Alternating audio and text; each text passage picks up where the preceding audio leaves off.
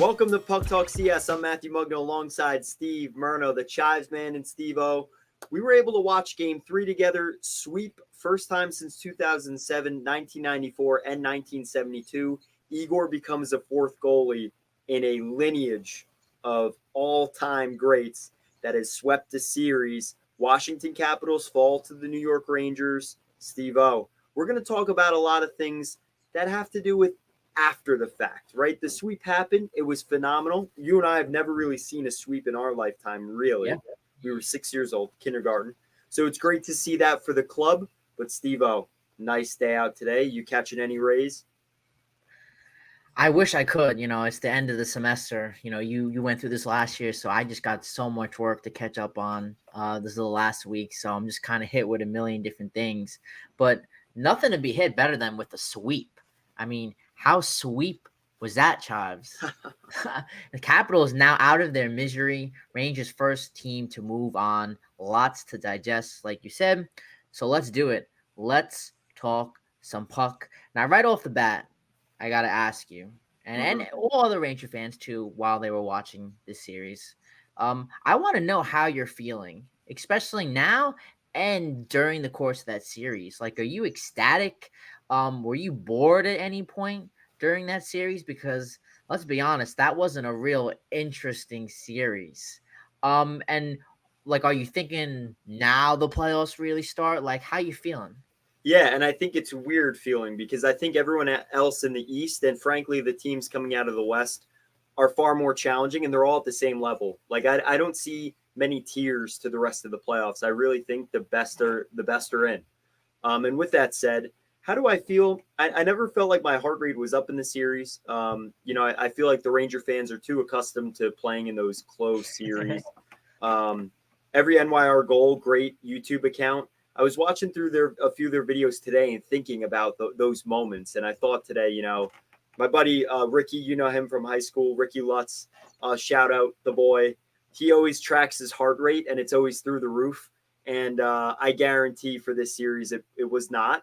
I also thought the Rangers didn't play their finest, but it didn't matter. They swept. They were clearly the better team. Igor stood tall. And I think those are the takeaways I have. I really think Valquette and Lundqvist, in terms of their analysis, were on point last night. I think you take what they said and you move forward. Steve-O, what feeling do you have now exiting the series? I think we're all on the same page, and I think all Ranger fans expected this, and I think the disparity at large between these two teams was just, we knew this coming in, but you thought maybe Washington, you have the experience. We talk about this a lot, last episode, and I know when we were watching a couple of the games together, Nashville's got that experience, and those are the things you want to lean on in the playoffs. And when you looked at it, you got Oshie, Ovi, Pacioretty, Tom Wilson. You had a lot of guys with experience in there. And you thought some of those guys would step up and make a difference. And really, Tom Wilson, out of all those guys, was the only one who made. I would probably say Tom Wilson was the best player on the ice for the Capitals. And I'm kind of surprised that he didn't try and initiate a fight earlier. Let's kind of break that in there a little bit more, Chads. You see it at the end of the second.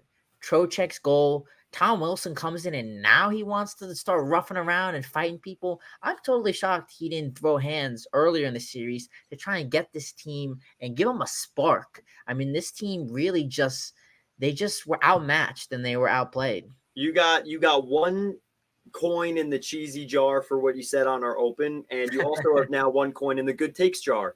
I agree because I think something that no one talked about, we could talk about the play. That was one of the dumber penalties I've ever seen. Really. Yeah. At that time, at that point in the series, he tried to goad Rempe. I think he had more of an impact when they were at Madison Square Garden for game 1 and 2. But I agree. He never caught himself in that situation. But part of it to me was also, I think he was trapezing the line because I think the only way a Ranger would fight him is if he took a cheap shot at someone. And frankly, I think he knew he was too important to the team. And if you look at the series, games 1 and 2, they're still kind of in it. They were close enough in score, maybe not exactly how the games went, but close enough in score that he can't take himself out of the game. So I do agree, but although I do agree, if we're talking specifically about games 3 and really game 4, I am shocked. You're right. I am shocked. But I don't think the Rangers were going to fall into that trap to try and energize the home crowd. We also saw, I thought they played a lot better in game 4, and it was their best game of the series. Now, Steve, before we talk more on Washington, I want to know who you thought was standout players for the Rangers, because looking back at that Devils series last season, there were standout players. They just happened to lose games 5 and 7, and that really was the nail in the coffin. This series was a sweep. They didn't play their best, but we did see some surprise performances. Who surprised you the most?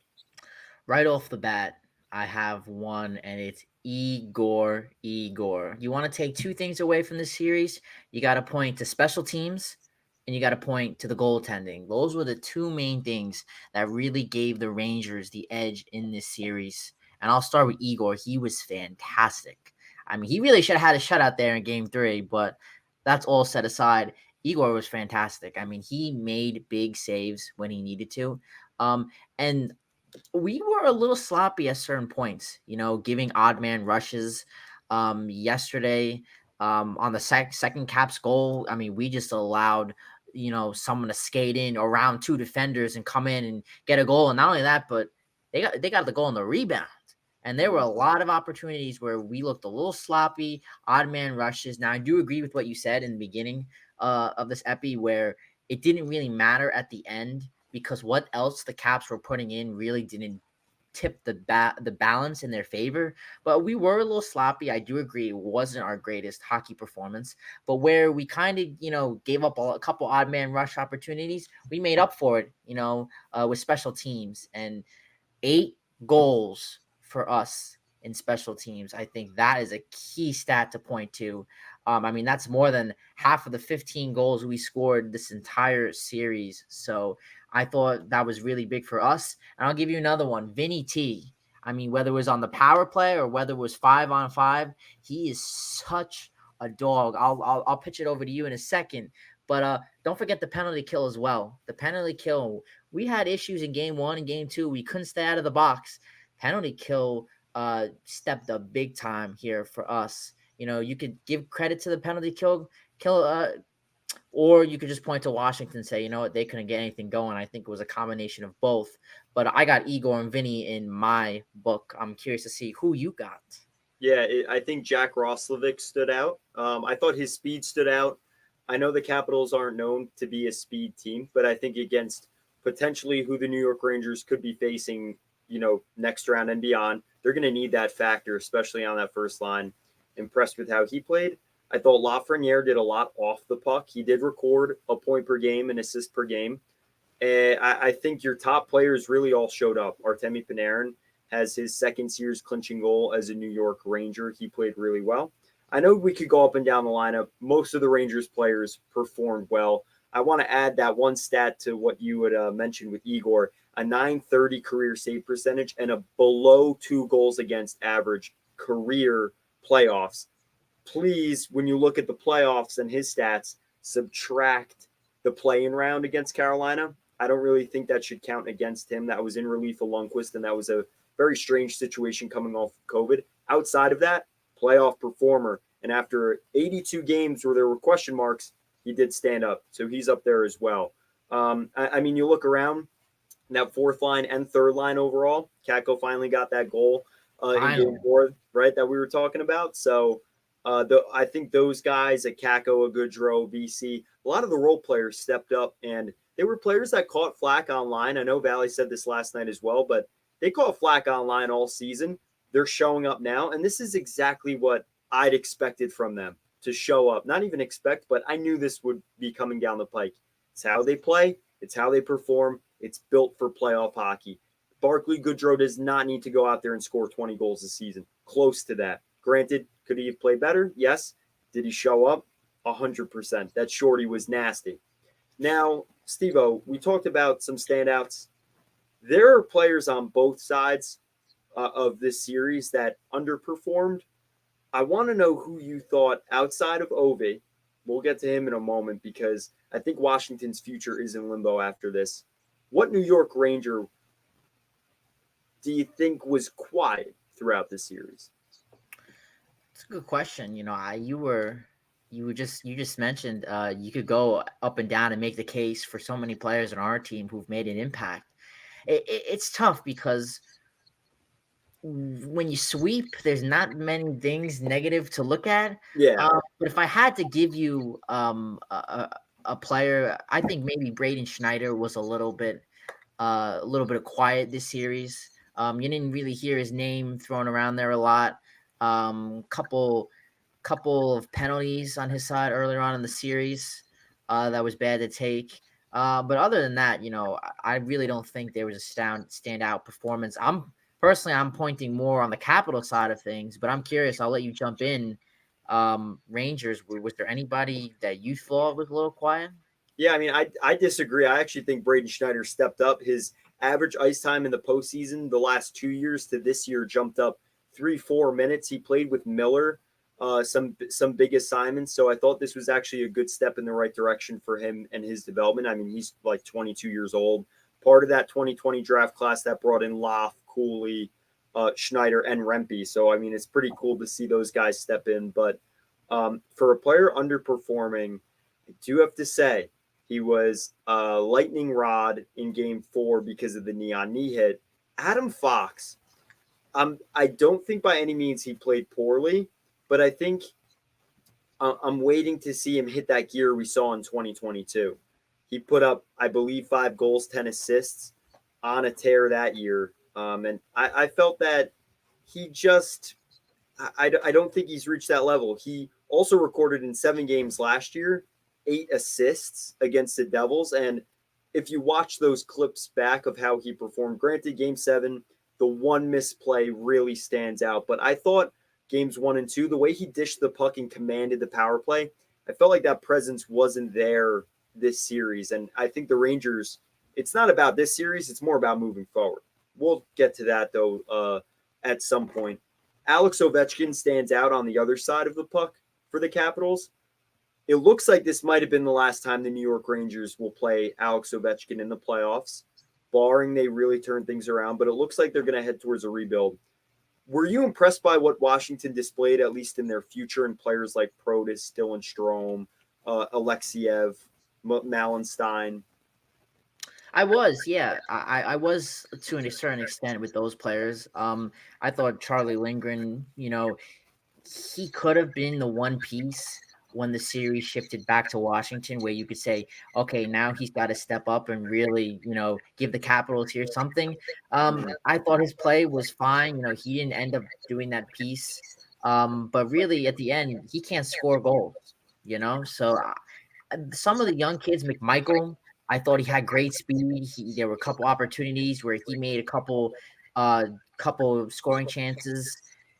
Okay, but ultimately, I was a little shocked that the Capitals didn't have a little bit more dog in them. This was a team. You knew this wasn't a team that doesn't shoot the puck a lot, and they really don't. Even on the power play, they were averaging 1, 2 shots at most on the power play. There was 3 or 4 power plays where they couldn't even manage a shot.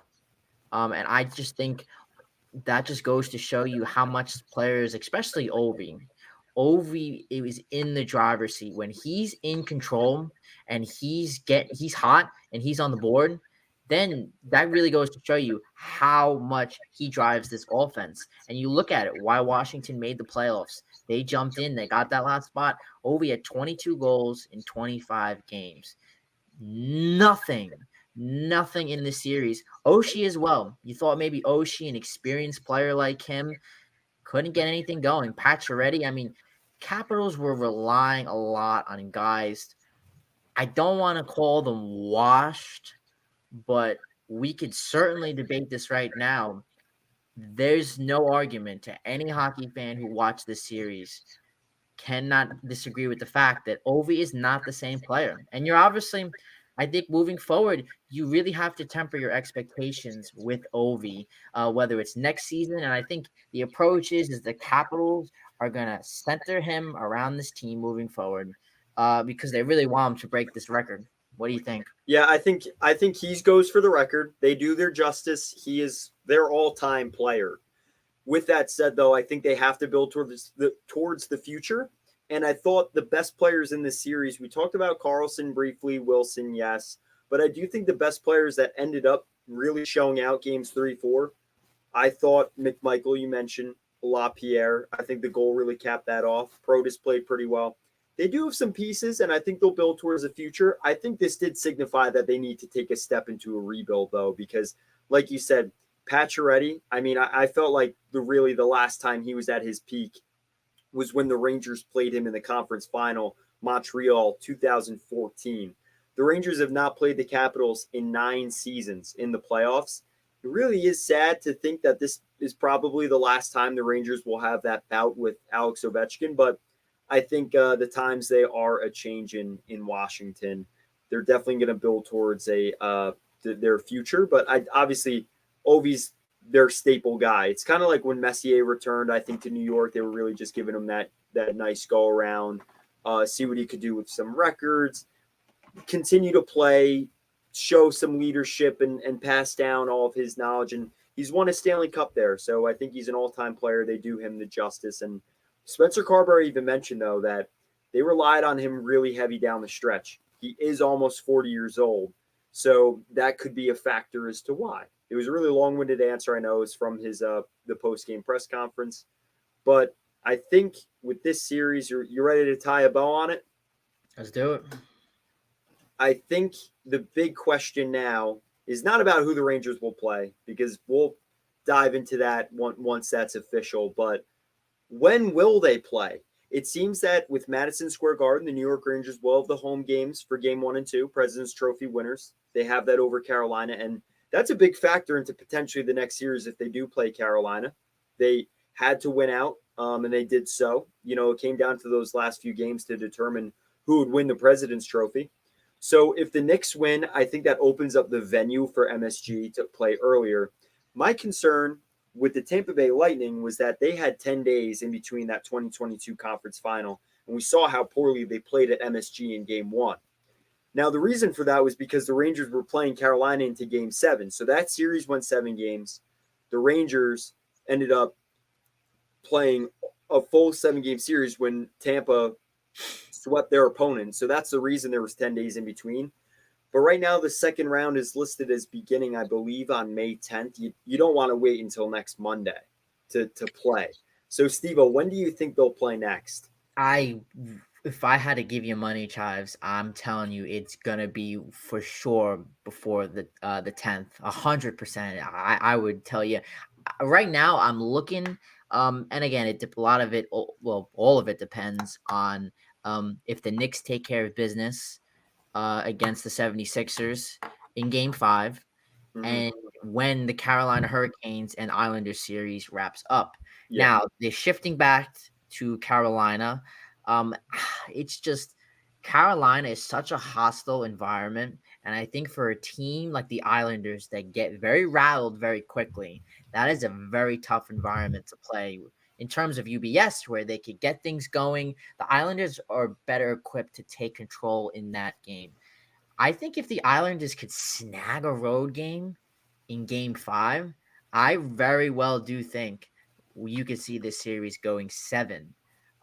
I think if this series goes past 5, then I think that May 10th date will seem a little bit more realistic. But I think the longer the series goes, in the long run, will help the Rangers.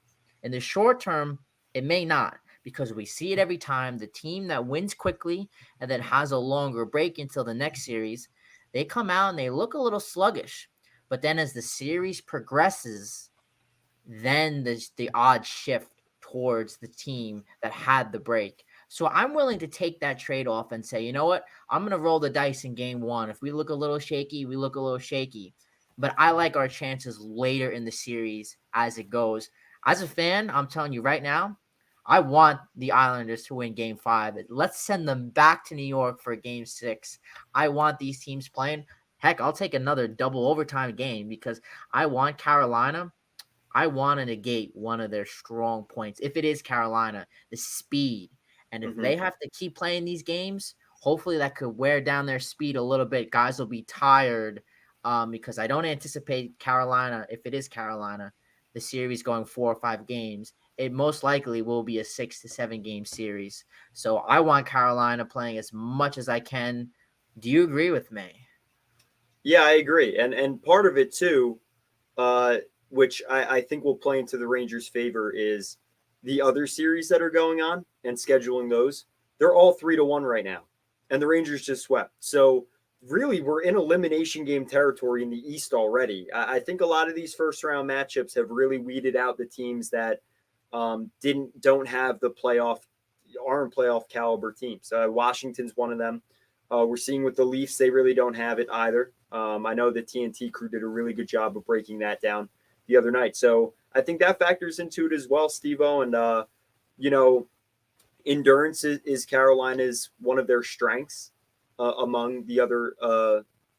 I think they really do lead the league in that respect. And we've known that for a long time.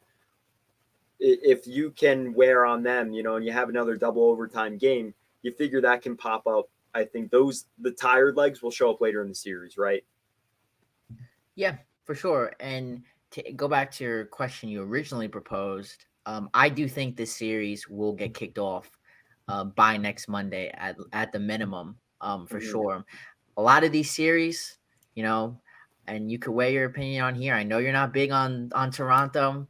A lot of these series are gonna be ending real quick. Tampa. I'm not sure if they could put up the fight against Florida. The Leafs, I think we could both straight up agree and say they're done. I Like don't I want. I can't even jump into them. I don't know. I think we should just touch upon them in the off season because they're terrible. I was texting the I other was night. rooting for them. I was rooting for them. I really was, but They don't have the dog in them. You know what the shame is? I did like them. I liked Mitch Marner. He is just not a playoff hockey player. I think any team that's going to trade for him is not a true contender. I don't think you're going to see a true contender trade for him. I'm just saying that now. And I'm throwing that out there because I truly believe they have to break up that core. hot take right there. I'm with you though. It's on the stove, Steve-O. It's burning. They're such a hard team, and I'm not a Leafs fan, but I root for them. When they play, especially when they play a Boston or they play a Tampa. I root for Toronto. Hell yeah. They're such a hard team to root for. I'm sitting there, I'm watching game 3, I'm watching game 4 against Boston. They're frustrating, and you don't even have a dog in the fight. You know what I mean? So picture being what a Leaf fan feels like. But that one, I just can't see that series extending much longer. So my point is that Hurricanes and the Islanders may be the only series that might extend to a game 6. Mm-hmm. So even if it goes 6, most of these games in the East will be done by the end of the weekend. So the NHL is going to get the ball rolling on round 2 in the East.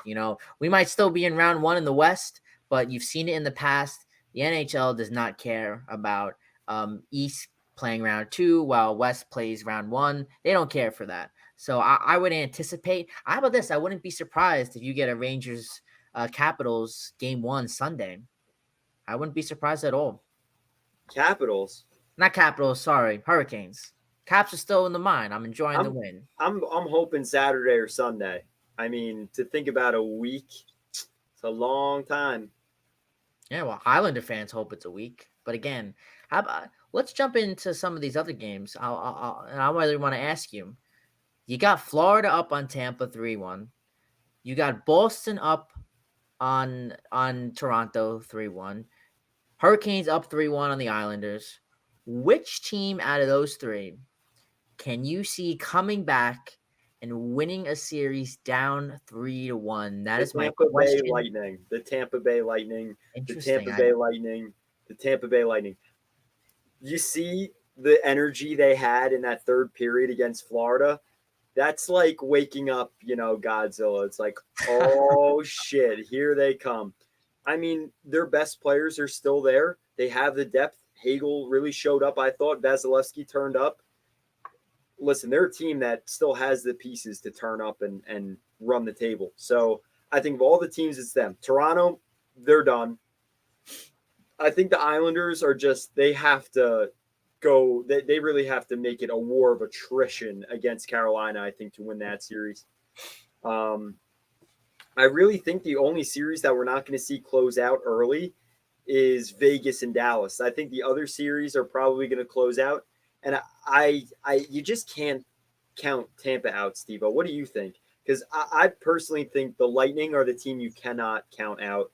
I know Florida was up, but you look at the all-time teams that have come back from down 3-0, and they're all, the Islanders dynasty team, the Flyers in 2010. Like, these are teams with the skill, the physicality, and the goaltending that I think the Tampa Bay Lightning have.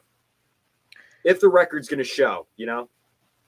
Yeah, the one thing about Tampa is that they allowed Florida to hang around, and netch a couple goals on themselves. So I'm not sure. Down 3-1 is so tough for any team. But what the scriptwriters would write one hell of a story to have Florida come back and beat Boston last year, and then this year come back and they're the ones on the opposing side. I think that would make for one hell of a story. But the one thing I can say about the Islanders and Hurricanes, because that's going to be the one that I think us all as Ranger fans are going to be locked into the most. You want the Islanders to win. I know we hate the Islanders. I don't get any enjoyment out of seeing the Islanders win, but we want the Islanders to expose Carolina. We want them to expose, and you saw that a little bit in game 4, where this defense was getting a little bit exposed by the Islanders, and their defense didn't look the same that we saw all season long. And you want to keep chipping away on them. So that's why you want to see the Islanders win. Personally, if you want to get my honest take on it, I'm with you. I think Toronto, see you later. They're cooked. Sad. They got a lot of questions to dig in the offseason, but Boston is just the better team, and it's been very clear up to this point. In terms of Tampa, I do agree with you. Yes, I think the Islanders, they're sitting ducks, man. It's only a matter of time. Carolina might take it in game 5. They might have to come back to New York and win it. I don't see this game going to game 7. I think any hockey expert will tell you that, a lot in a year that so many things have gone wrong for the Islanders, they would need the pieces automatically to switch everything in their favor, and you just don't see that in hockey. I'm with you. Tampa would probably be the team that could come up. They have the dogs. Steven Stamkos, man, he could go from an Ovi performance that we saw in this last series to like a 3-goal, 6-point game in just one game. And it's crazy. And that's what Tampa's going to need. But Florida's really good, man. Now, I'll tell you this. This is a way future thought, and we're going to touch upon it next episode. But because it's a little too early to talk about, but I'm just going to throw the muse out there that I just had. You got to think, if Carolina and the Islanders go to war and the Rangers play Carolina, and say the Rangers advance in the semifinal, you want it to be the Panthers that come out against Boston, or one of those two teams, and not Tampa, because I think the Panthers and Bruins are going to beat the ever-living shit out of each other in a second-round series. I know that's floated around the hockey world as of late as to those matchups that are just going to be a full-out war and how that can affect the other teams. That might make the Rangers more favorable down the stretch. But again, it's one game at a time, and we still don't even know in game 1 or who their opponent is for potentially next week. We're kind of just in the void right now. You got to take the sweep and run with it, Steve-O, and be happy that they're in the position they're in, right? For sure. And it's funny because we're never in this void, man. It's always us being the game 7 team, playing to the last possible second. So literally, like edge of your seat. Yes. Before we wrap up, you got any final thoughts, any quick thoughts on the West or anything else we missed? No, we could sit here and talk for hours, but I think the Rangers sweep was very straightforward, right? Like, I think all the points we talked about are almost common knowledge. And then, yeah, I think what is shocking, though, is your pick of the Jets, man. They're sinking. It's unreal. I can't believe Hellebuck. They just announced the Vezina finalists. I would say they really should They'll know they never will, but they really should have the conversation to have these picks, these ballots after the playoffs because good lord, he is getting smoked. Yeah, he's getting cooked. Obviously, I did not account for that when I said I like the Jets. But when I said I like the Jets, I told you who's the one team that they cannot play. It's Colorado, man. And Colorado was the one team that got picked. And I tell you what, Dallas, Winnipeg, or even Winnipeg, Vegas. I really do think Winnipeg would have came on top, but it's gonna take one hell of a comeback for them to come back 3-1. Yeah, there's a lot of that going around. So, well, I mean, by next week we'll know what's going on with the semifinal, and I'm super pumped for that. Hopefully, we can bring in some analysts to hop on the show as a guest. But yeah, Stevo, happy we got the weather. It's feeling like spring. All right, let's see if we can keep these good vibes rolling in to the rest of the week. Let us know who you want to play. Is it the Islanders? Is it the Hurricanes? We ain't giving that opinion here. Previous years has come back to bite us. The best we could do here is enjoy our sweep and enjoy the rest of the games. That'll wrap us up here on this episode of Puck Talk CS. Be sure to follow us on Puck Talk CS, the Gram, the Tube, all of our stuff out there for you to enjoy. Always remember, it's just the luck of the puck.